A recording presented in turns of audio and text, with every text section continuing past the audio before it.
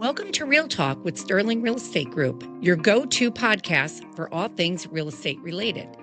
Each episode, we break down the latest market trends, share insider tips, and bring in local industry experts to offer valuable insights that empower your journey. Whether you're buying, selling, building, or investing, we're here to help you navigate the ever-changing landscape with clarity and confidence. Let's get real about real estate.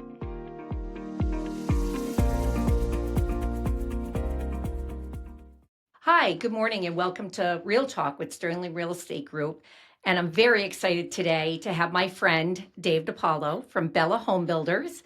And today we're going to be pulling back the curtain and talking about what really happens in new construction. Welcome, Dave. Well, welcome. I'm glad to be here, Lisa. Appreciate you asking me to be here. Yeah. I'm looking forward to it. So I got to say, we go way back. Yes, we do. I think the first time I met you was when you did your first showcase of homes. Yeah, for sure. Probably 22 years ago or so. That's a long time. It's a long time. That's a long time. You haven't changed a bit. Yeah, neither of you. Yeah, we keep the same. We look young as ever. That's right.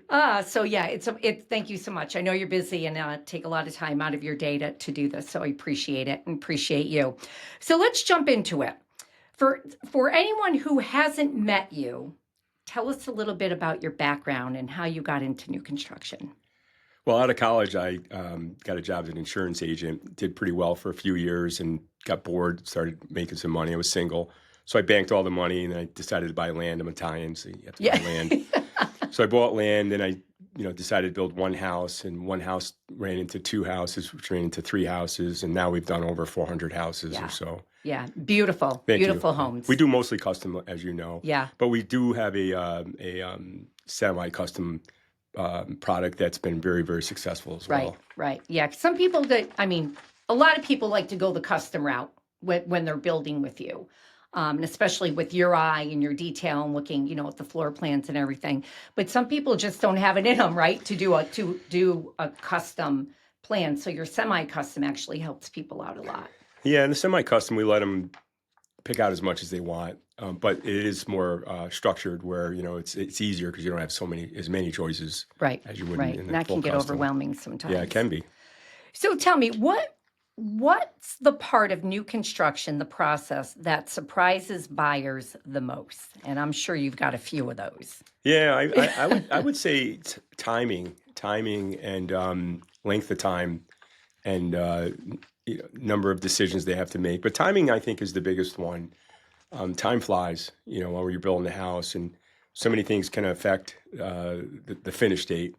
The date that we get our certificate of occupancy, it's, from weather to availability of products. Supply and demand, yeah. Exactly. And then, we only use certain vendors. So I'm not going to go hire a new framer just because I'm busy, because I don't know how good they are. Right. And so I have two framing crews. And so we can start a house every week and a half, if we have to. But 3 weeks is what it usually takes roughly to frame a house. So things can take a while, to get done. So I think clients sometimes lose focus of that. And then some clients don't like to be pushed. We have to push them a little bit to keep them on track. Right. And sometimes they don't like to be pushed. Right. So we don't. And then they get really upset at the end because their house is always, it's can be a little bit later. Right. And I know it's hard, even though you say up front, and depending on the size of the house. I mean, I've seen some of the custom homes you built, those don't take 12 months. I know No. There's a longer amount of time, and it just even the selections, right? So if they're kind of taking their time or they can't decide, is obviously going to be a huge factor in the timing of the home. Yeah, what really helps is we use the same vendors, and I've known you for over 20 years. Yeah. And some of my vendors I've known for 20 years too. We don't like to switch. Right. So our vendors know our style and what I like, what I'll accept, what I won't accept. I'm kind of picky. You should be. I don't Yeah. I won't try something brand new out generally on someone else's house. You do it on your own? Well, yeah, research it a lot first. Yeah. And so, we try to keep our quality super high, which I think it is. So we don't try out new vendors. I have a great relationship with most of all of our vendors. And I think that's one of our strong points of our company is that our clients love our vendors as well. They're treated well, and our vendors are extremely intelligent and, successful at what they Very do. good. Yeah. It's important because, I've been through so many of your houses and the quality of work, it's just top notch. And even when you see people come through for showcase, they're just wowed by everything you do. I remember back in the day in your showcase houses, you would always have one room, one of the kids' rooms, that you personally, right, would build something unique. The race car bed. I think you did I don't want to say a dollhouse, but We did. So was it? we did a bunch of beds. We did the truck bed, Yep. which was like a race car room because we had toolboxes as dressers, and I just didn't just do the bed. I made the whole The room, whole, and I yeah. did it myself. I think we did a Chris Craft boat once. Yes. And Yes. that was really cool. Was there one with a slide, a girl's room that had a slide? So the girls' room, we did a Cinderella carriage, Okay. which I That built was from it. scratch, which was Yes. crazy. I mean, I have pictures of me welding out in my garage, 2 o'clock in the morning Yeah. when I could do it, in shorts and a tank top in the middle of winter. But I really enjoyed doing that, and we've done about 4 or 5 of those. We did an airplane once. Yeah. Yeah. So we do theme rooms like that. Right. It's pretty neat when you can do it. Yeah. Dave, the wow, people But people love love that. it. Yeah, Yeah. people love it. I Yeah. think you did a doghouse one time. We did a dog. Right? Yeah, it was a fundraiser. I didn't live in it for long. Yeah. My wife let me back in the house. We did the dollhouse were playhouses, Okay. outdoor playhouses. They were like 2 stories, and we had a fireplace in one, running water. And we I missed donated that one. It was cool. We donated to the hospital, and raised money for the children's Right. section of the hospital, and it went for like 30,000. We did 3 of those. They were cool, and they were all handmade mahogany windows and real. It was a real house to scale. Like nothing was. We made the doors, the windows. Oh my You've seen them. goodness. Yeah, You painted know, them. it was so long ago. Yeah. But And then I chimney. yeah. And then the doghouse we did. I decided to do a cool doghouse. It was real stone, like not fake stone, full size boulders. Had a shake roof on it. Had running water. For the doghouse, Yeah, had gotta running have water. running I mean, water, of right? course it had Electricity to. in case you want to eat up Yeah. a bit, Yeah. Riggy ended up buying that, and we had to crane it over her house in Lake George. No way. Yeah, yeah, it was crazy. You got to have pictures of these. I have do. to see some of these. Yeah. I definitely have to see some of those. I know we just got off track a little bit, but that's good. I want people to know more about you, Dave. Yeah, I mean, I'm kind of an artsy guy. I design all the houses that you've seen. I've always I Yeah. start drawing those, Yeah. and I have an eye for certain things. You have to make your customer happy to work within what they Right. want to do. But I think that's the part I enjoy the most is I actually draw my own houses on paper, blank paper, and then I give them to my draftsman, who's wonderful, and then he puts it into CAD and makes it scalable so that we can really get to work. Can on really it. get to see it. So tell me why, I know you personally, you design the homes, but you also like to name them. Oh yeah. What's the inspiration that you get when you're trying to come up with a name?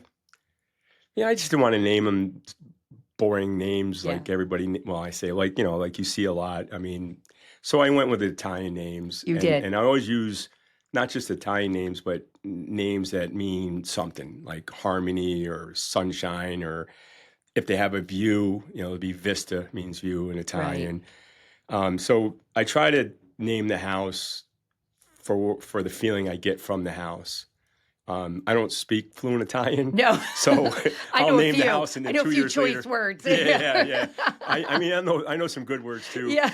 But I'll name the house. What's funny is I'll name the house an Italian name, and 4 years later, I'll only remember what part of it meant. I have to look it up again. But it always has something to do with the client or the setting or the feeling. But it's always inspirational with sort of a mental warmth built into it. Yeah. Something that is easy, warm home, family, stuff like that. That's nice. I mean, yeah. I mean, really. a house is the most expensive thing a person's ever going to buy, Yeah. right? So it's an extremely important decision to make, and it's a very emotional decision to make. So you can't mess around with those, No. with No. people. You can't really. You have to treat them a certain way, and their Right. money is so important to them Yeah. that you can't Yeah. just ruin it. And I want my clients, and 99% of them do, is when they open the front door, I want them to love the house Yeah. and have a tear in their eye. Right. I don't want them going to the house and saying I wish they did that, or I wish Right, they went to a right. different builder. That to me would be a nightmare. Yeah, you want them happy all the way through the process, which they are. Everybody wants to be happy. Yeah, of course.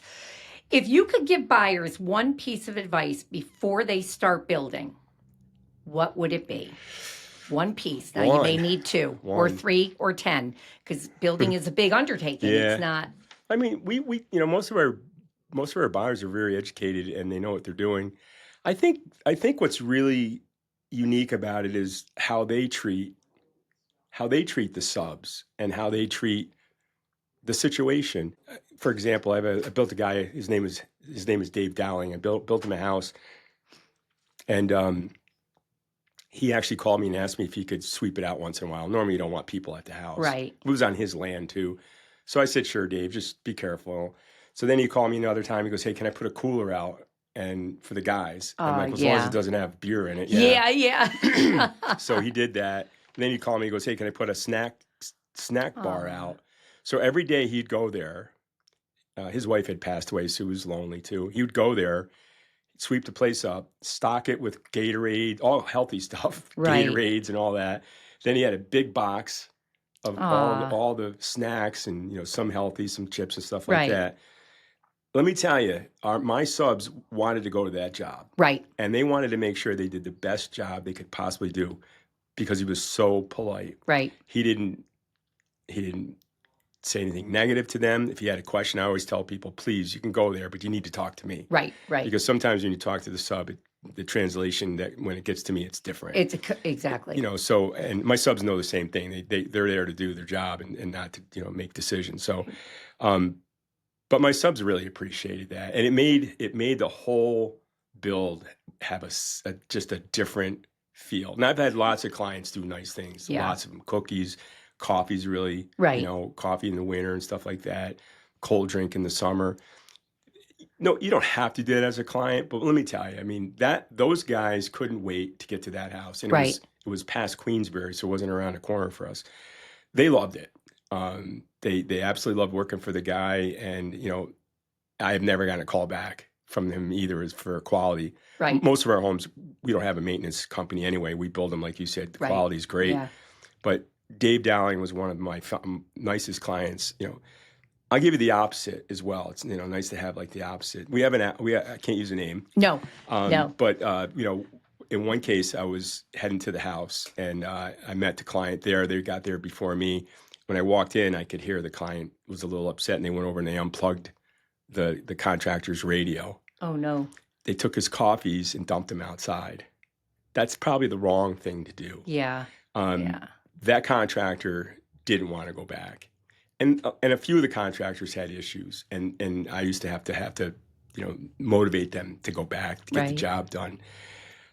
They didn't appreciate that, And the other thing that this one client did too is some people have a habit of just saying the negatives, right? They would go there and talk about the other contractors. Like he didn't do this, like nothing to do with them at all. So I think the clients will have a better time if they're happy and positive as well. And just there's always going to be issues building the home, especially the bigger, the more custom. There's always going to be challenges and issues that you're going to have to work out and get around. Stay optimistic.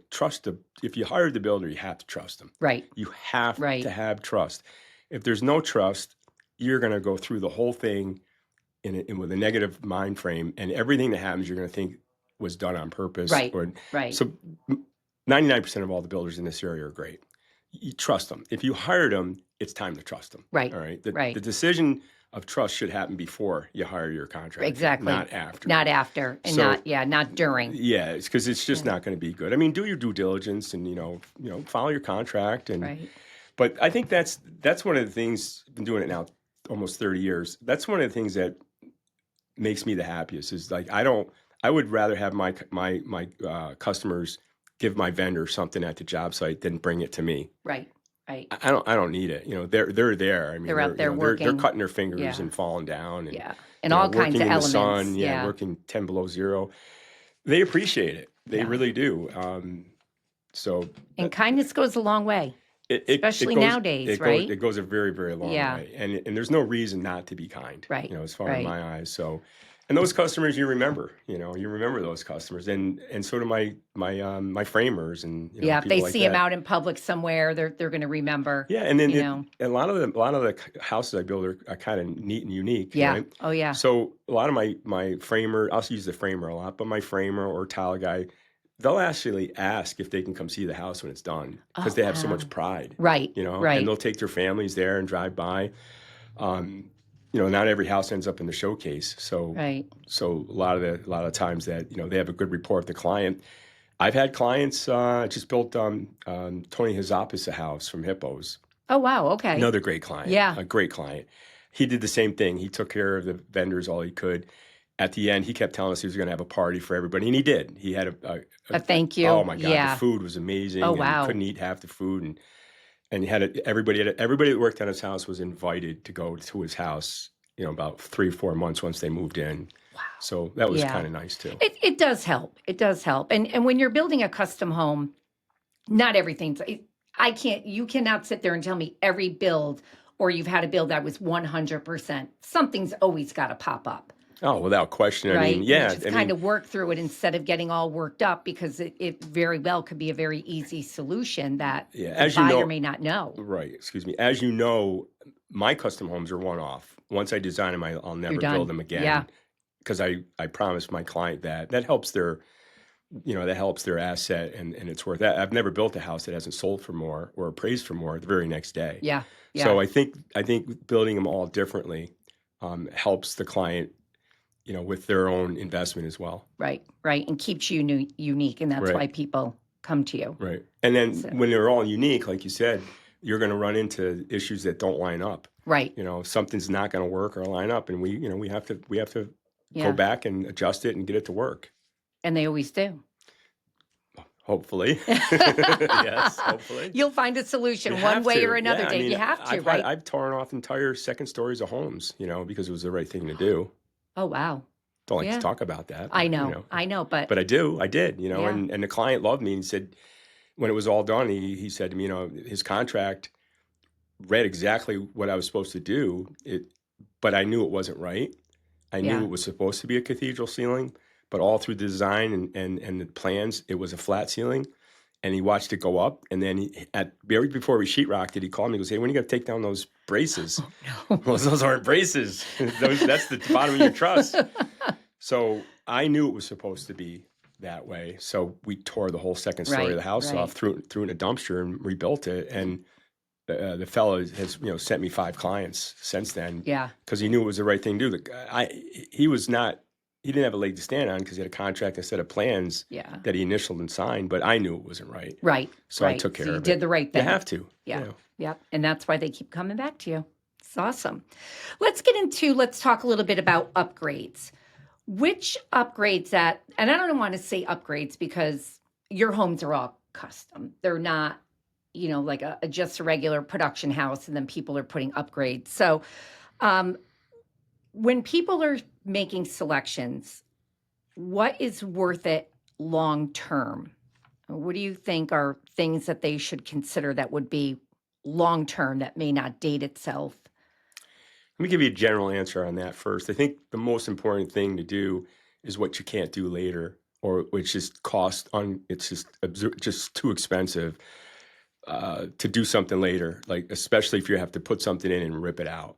I'm going to make up a situation. I've never done this, but let's say you put a staircase in and it has sheetrock walls and you always wanted railings.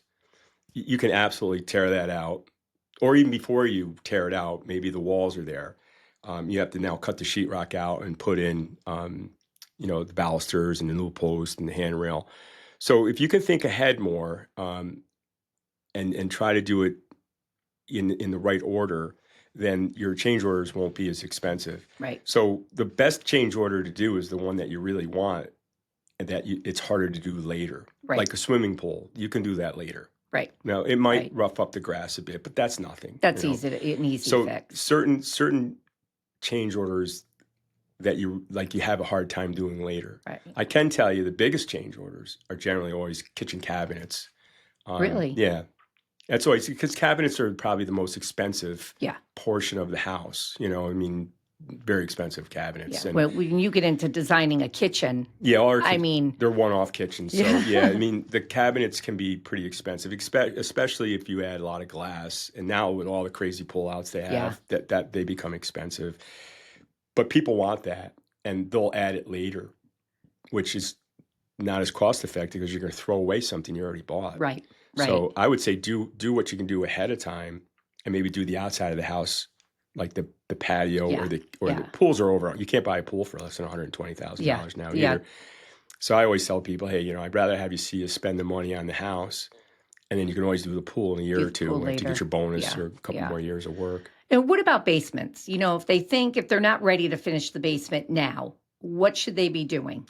Definitely rough in. You want to rough in the plumbing, rough in the electrical. We insulate in 2x4 all our walls on the outside anyway. That's not an upgrade for me. And we also start with a 9-foot basement. So make sure you do at least a 9-foot basement if you plan on finishing. Yeah. Customers don't realize there's beams that stick down, but even bigger than beam is the trunk lines for the air conditioning. And that can really come down lower. Far. Yeah. So, but we do a 9-foot basement. And I think the cost that you'll pay for the extra foot is well worth it when you do a basement. Yeah, and doing it up. Yeah, and I think basements we love our basements here in the North. I'm in a Builder 20 group with 16 builders in the country, and they laugh every time I say basement. But they don't even know what that is, right? Basement. Yeah, everybody wants a basement here, and everybody wants to put their their theater down there or golf simulators. I was just going to say golf simulator. I'm doing 2 in one house right now. Really? Yeah. 2 golf simulators. 2 golf simulators. Husband and wife, or he just oneself? No, husband and wife. That's great. Yeah. That's great. So, I know, basements. We're going to touch base on your Builder 20 towards the end if we have time. So we talked about what upgrades probably are not worth it. I think you mentioned, unless there's something not worth it. Or not worth the cost. But usually aren't worth the cost. I'm trying to think of one offhand. I think if it doesn't give you the joy or usefulness of it, then it's not worth it. Right. As far as what's not worth the cost, I don't really know, Lisa. I don't know. I think that's such a personal. Yeah. Everybody's different. House, Everybody's right? different. I mean, again, just like you mentioned, what's the best time to do the basement? And honestly, the best time to do the basement is when you're building a house. When you're building a house. If you can't afford it, which is common, right? Or you just don't want to spend all that money up front, which I totally understand, then do as much of the roughing as you mentioned. Yeah. Get all that done. You still got to bring a lot of sheetrock through the door, and it can be a little messy and dusty. Yeah. But we put years ago, you didn't have to put the big windows in. Right. Yeah. Your egress. Yeah. I did because I knew most of my people were going to do it. We usually put 2 in now, but you only have to have 1. And they're 4x4. Right. Yeah. So one, it's safe, right? You can get out. And but the other thing is it brings in a ton of light and ventilation. So they don't smell like basements anymore. And yeah. Because you can get a lot of circular ventilation there. And knowing, depending on how big the house is, right, you may want 2 or 3 rooms in the basement. And, right, you'd have to have egress window. Yeah, I mean, think it through. I mean, we design a house. This is interesting. When we design a house, which we design all our houses, we also do the basement because a lot of people do want to add, the basement into it, or they'll do it years on. You don't want a pole in the middle of your room. Yeah. Right? Yeah. And you don't want stairs in the wrong area. And you want to make sure your furnace and hot water heater, they're nice to be centrally located, but you want to put them in a certain area that you can put a room around them. And the other thing is think about storage. You have to have a common amount of storage and living area too.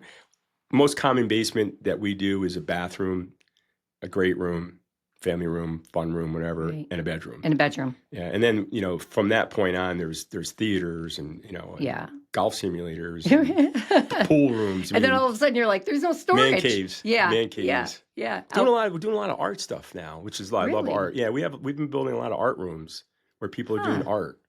A lot of ladies, yes. Your showcase house had the art room. Yeah, I'm designing another one for a great guy and his wife, and her art room's is really large. I'm not sure what kind of art she does, but I mean, she was really adamant about the art room. Yeah. And then wrapping paper rooms. Next year? I love the wrapping paper rooms. Those are so cool. I did one in Saratoga a long, long time ago. It was really neat. It's colorful. Yeah. Yeah.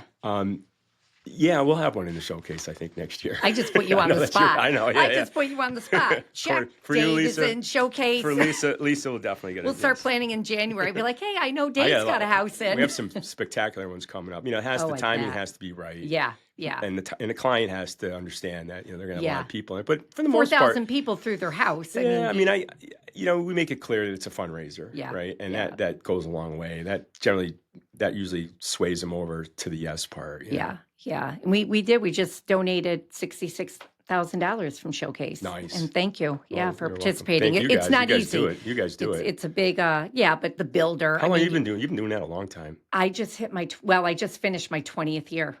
Started when you were 13. Yeah, yeah. Actually, so we start planning in January, I and know. it's the 30th year of Showcase. Wow. It's I know, amazing. I know. So it's even more important that you're in for that. Well, it's definitely huge... the best home show around. I mean, it blows Yeah. the other one away. Yeah. Oh, yeah. Yeah. Yeah. Tell me, what buyer behaviors make the process smoother versus chaotic? And we might have already kind of covered that earlier, but we talked about right selections, trying to keep them on track with selections. You can't push them, but sometimes you have to if they want to be in the house at a certain time.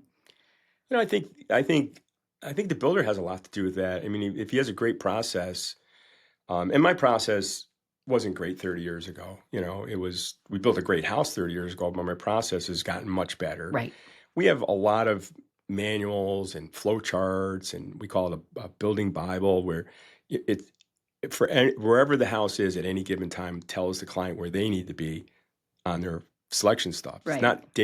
It's not relative to date. It's relative to where we are. Where you are. So when we're digging, when we're sheetrocking, we have to make sure the tile's picked out, something like that, because especially today, it'll be in, it'll be out, it'll be out, it'll be in. And during COVID, you couldn't get anything. Oh, yeah. For a while. So that was crazy. No rules for that. But, yeah. Today we want to make sure.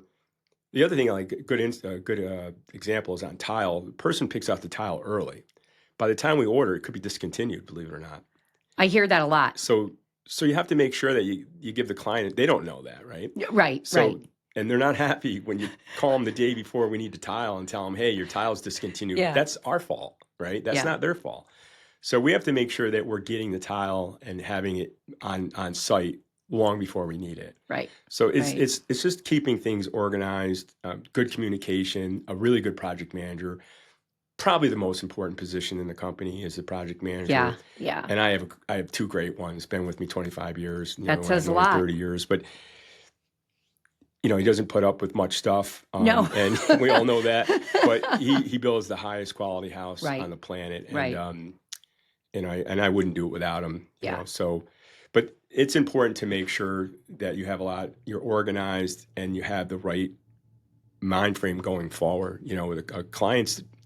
The client's really hardly ever wrong. I hate to say it. I mean, I can't say they're never wrong, but for the most part, they're doing what they do for a living, and we do this as a living. So it's really my responsibility. I'm going to take the blame 99% of the time and move on. Yeah. But you still have to do what you need to do to make it right. No matter what it costs, no matter how long it takes, and just make it right for the client. Yeah.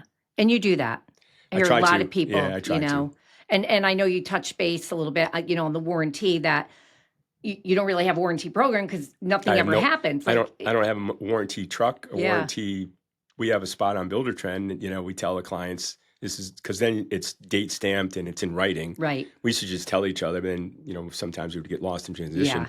But we have a Builder Trend. It's a Windows-based, cloud-based product. So we just have them go out. They have a leaky faucet. They just fill it out, and we're there within a day or two. If it's an emergency, we go out the same right away. Right away. But no, I've never had a maintenance company crew. I never had a maintenance agreement. I don't buy the insurance policy. I mean, I just fix it, and I don't really look at my contract and go, nope, it's 2 years and 6 weeks. Yeah, I just fix it. Yeah, if it's the right thing, I fix it. You do the right thing when they're spending that much money. But when you build them right, honestly, when you take the time and build them right with good quality, and you watch what you do, you shouldn't have a maintenance issue. Right, and that's what sets you apart from a lot. I appreciate you saying that. I hope it does. A lot of happy customers. Yeah. So I was going to put it here, without naming names, what's one story from the field that lives rent-free in your head? Oh. I'm not sure if we already covered that. Or is there one there that's... the story of Dave, again, with, having the cooler, I mean, it meant a lot to him. It wasn't just throwing some old sodas in a thing. Yeah. This guy really took time every day, and thanked everybody and smiled when they came and smiled when they left. And I had people call me like, you got to get more of those guys out there for clients. And I'm like, hey, I would like them too. Right, right. And, everybody has that personality. You get that, right? Again, I think a lot of it comes down to trust when clients are in any business. I just went to Dunkin' Donuts, and got a drink. And you texted us to see if we wanted anything. Well, I can't come here with my own, right? That wouldn't be friendly. Thank you. That was so sweet. Well, I appreciate that. Yeah. But it's the mental, where are you mentally in this whole thing? Right. I mean, if you had a rough time in the contract and you had a rough time designing the house and you had a rough time closing it and you already don't trust the builder, which happens, right? In anything we do, buying a car, it's the same thing. Right. It's not going to go well the rest of the time. It's not just going to magically change and get better. Right. It's got to start in the beginning. Yeah. I mean, all the way through. I always say, go to the lumber yards, go to Curtis Lumber. Ask them about the builder. If they say, well, and it's probably not great. If they say he's the best, then he probably is pretty good. Right. Ask attorneys that do real estate. Oh, yeah. Ask agents like you. Yeah. And ask to find out who the last 3 houses he built and go see those people. Right. Don't go with the realtor. Go by yourself. Yeah. When I send people to houses or people ask me, can I go see some houses? I just go to a couple of the last houses I built and give the person their number. I don't go. I want them to be honest. Right. I don't want them saying, they don't I want them to be afraid to say anything because I'm there. Right. So, and I always build with those people. Those people, I know, generally it's going to be good. I mean, like I said, 99% is pretty good. Yeah. Right? You can't keep everybody. Not everybody's always going to be 100% happy. Right. It just doesn't go that Right. I mean, that's just life. But for the most part, I mean, something always pops up, but there's something that you can't solve. It seems like after 30 years, it's a lot less. And it should be because we should be learning from every mistake we make. Back then, it was mistakes because we just didn't have the process, the experience, and the process along with the experience. If you have a great experience and a great process, then it should work well. All the way through, there are a few builders that have gone out of business in the best times. And if you can't make it in Saratoga or Colony or Clifton Park, we have a great area. Yeah. Real estate's a great place to be, and our economy is awesome here. When you see a builder going out of business and you hear about all the horrible things that have happened in the last 20 years to this person, and the person that bought the house knows they're going to have an issue, but they buy it anyway. 2 reasons. 1, it's because it's cheaper than everybody else. Yes. And 2, it's because it's in a location that they really like. Yeah. Now, I understand the location. Yeah. But if you're buying a house just because it's the least expensive one, just be careful. Doesn't mean it's the wrong one. Right. But I'd look into that builder to find out why he's less than everybody else. Yeah. Yeah. Do your research. You have to. And go to the neighborhood. If you're going to build in the neighborhood. Yep. Drive around the neighborhood. If you have a dog. Yep. Put him on a leash. Park your car. And just keep walking. And people will come out and say hello to you. They'll talk to you. They'll tell you all about the whole neighborhood. Now, you might not get some of the truth. Right. Maybe that client don't want anybody building right next to them. Right. But for the most part, you can tell. You know, when you walk your dog or your child, it's even good with children, walk around. Just go a couple times. People, if it's a great neighborhood, people will come out of their doors and they'll greet you. Yeah. Yeah, which is nice. Like, we don't know this person. We're going to go figure out who they are. Well, they're also going to tell you, like, I know in my cases, people will say, hey, he's a great guy. You'll be fine. They want to share their experience because it's good. It's good. So, which is nice because a lot of people don't share the good. They share the bad. That's right. Well, the thing about the bad is, you see somebody on the front lawn and you're walking by and they run in and close their door. That's probably not good, Don't want note to self, don't want to live next door to them. Well, that's great. For anyone thinking about building right now, what's the biggest piece of advice that you think you can give them? They're thinking about building. And you probably covered that by the research of the builder. Yeah, I would say gut feeling, gut feeling. Do your research, referral, get a referral from somebody that built with them. Just ask, just go. Don't be afraid to go to somewhere, where all the builders go. And that's like Curtis Lumber to me. They're awesome. Yeah, I love Curtis you Lumber. do. Yeah. And I do Anderson commercials. I do their commercials. I do a couple other commercials for some lighting companies. I mean, the guys that you see doing commercials are probably decent guys. They're honest. They're at least honest. Yeah. All right. So they have to be ethical and honest because, for their spokesperson. Then, right. Especially, through Curtis Lumber. Sign. Good. Yeah. Be careful with people who are just starting off. I know I started off at one point too, but, they don't have a track record. And, so just be a little careful with that. And there's some great builders. Everybody had to start at some point, all of us. Yeah. But be careful with that because the guys that come and go are usually the ones that have the most issues. Yeah. You want the ones that's been around for the longest time. And then do your due diligence. I mean, with that, and then also, which way do you want your house to face? I mean, when I design houses with people, I sit down just like we are with a cup of coffee, and I tell them, I'm going to ask you some personal questions. Right. And it's not that I'm nosy, but, how many kids do you have? Do you plan on having more? Where do you drink your coffee? Where do you like to read nobody reads a newspaper anymore, but they read it on their computer. Yeah. So where do you do these things? Do you like the sunlight in the morning or do you want it at the end of the day? Those are important when you're designing a house. Absolutely. So, and then which lot's right for you and issues like that. I had a client once, I just assumed everybody loves windows. I mean, I'd build a whole house out of windows if I could. Right.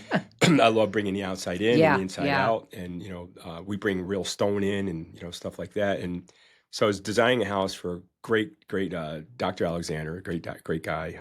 He's an emergency room doctor. And I had this beautiful 12-foot double sliding glass door with a big balcony on his bedroom. It was on the second floor. Oh, nice. And he called me up and he's like, he didn't want to hurt my feelings because I designed it, and I'm like, this is awesome. This is beautiful. And he's like, well, you got to take it out. I'm like, I can't take that out. It's gorgeous, He's like, well, I work nights. So I sleep during the day and I'm an emergency room physician. Right. It's a great idea. It really is, Dave, but it's not going to work for me. We'll get you some blackout curtains. So that's a good example. I'm like, well, I have to have some windows in here to meet the light and egress requirements from New York State. He goes, well, that's all I want. Yeah. So that's what we did because it was right for him. Right. Right. So. That's good. That's a good story. All right. Well, Dave, do you have any other questions before we wrap up? Well, no, not at all. It was fun. Yeah. Just thank you again for, inviting me. Well, thank you for coming. Anytime. And I'm looking forward to next year's showcase house. I bet you are. We got that on record now. Yeah. No pressure. So, Dave, tell our viewers how they can get a hold of you. What's the best way? Well, they can get a hold of me by emailing me if they'd like at dave@bellahomebuilders.com. Right. Or they can call us at 518. I have to look at the number because I don't know it by heart. You don't call yourself. I don't. 583-1833. And if anybody has a question, I mean, I'd be more than happy. Any question about anything, I'll answer if I could for them, help them out. And we'll make sure we have all your contact information in the show notes. And again, thank you so much. It's a pleasure. I want to get you back again. Let's think it's another topic around new construction or anything that we can think of. So thank you so much. And that wraps up our episode with Dave DePaulo from Bella Home Builders. Thank you. Thanks for tuning into this week's episode of Real Talk with Sterling Real Estate Group. Make sure to subscribe on your favorite podcast platform so you never miss an episode. If you have any questions about real estate or topics you'd like us to cover, we'd love to hear from you. Reach out to us at info@sterling518.com.